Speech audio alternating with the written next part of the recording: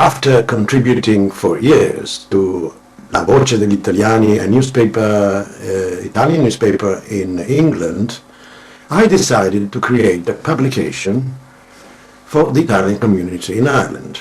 The Italian community in Ireland in those days was consisted of 3,000 individuals, of whom 1,000 second and third generation. So I started this publication, but its beginnings were very, very modest, because I did not have either the technical means or the financial means to afford sophisticated printers.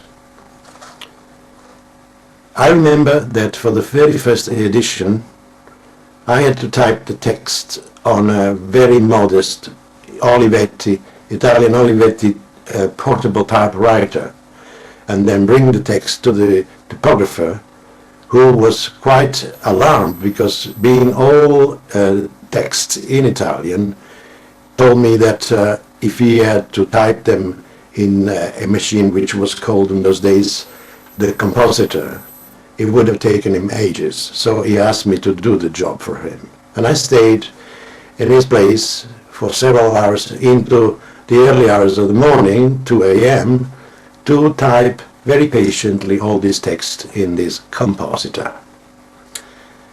But we had the problems of accents, because the machine did not allow to reproduce accents on the clichés which were produced.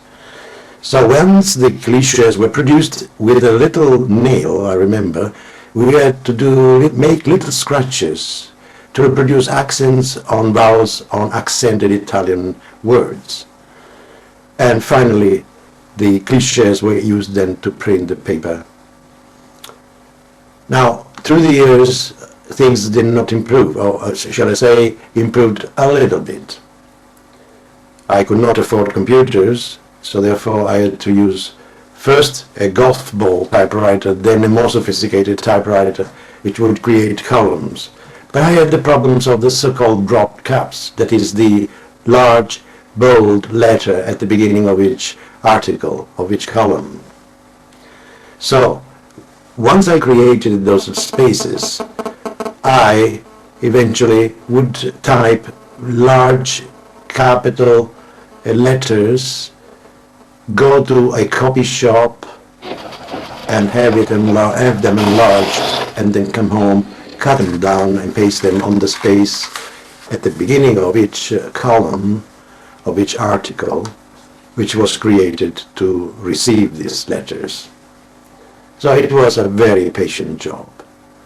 Not only that, but for the type of printing I could afford, the system for years was just typing the columns, then paste them down on sheets of paper, do the layout by physically pasting all these columns and photographs, go to the printer, who eventually would continue the process and arrive at the finished product.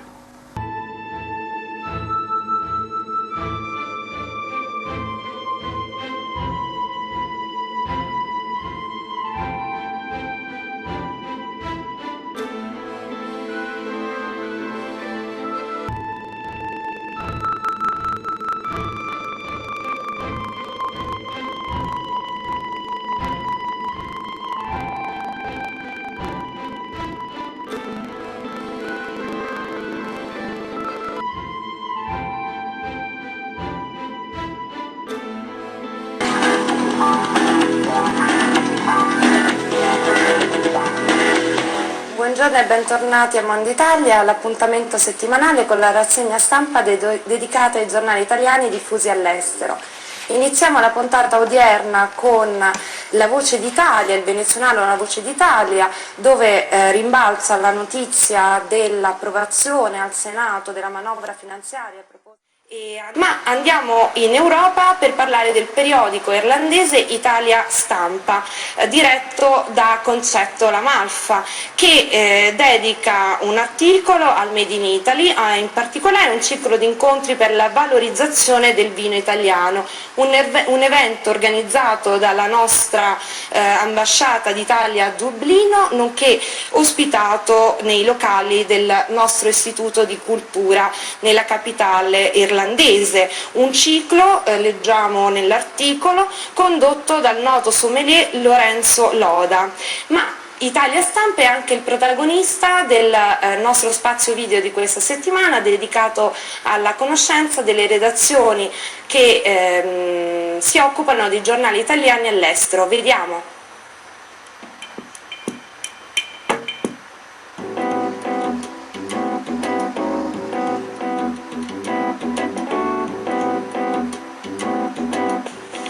Siamo nella redazione di Italia Stampa, periodico degli italiani e amici dell'Italia in Irlanda, da me fondato nel 1983.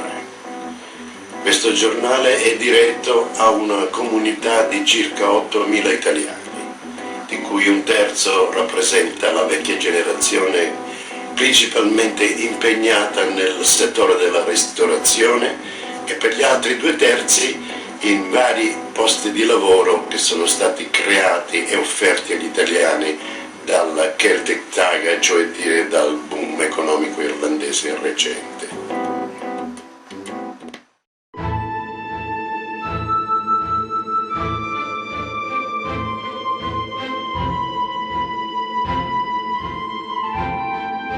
italvideonewstv.net, which has replaced Italia Stampa, is one of the most popular Italian online magazines in Europe. With an average of 250 readers a day, a YouTube channel with over 500 videos, with 3 million viewers and over 10,000 subscribers.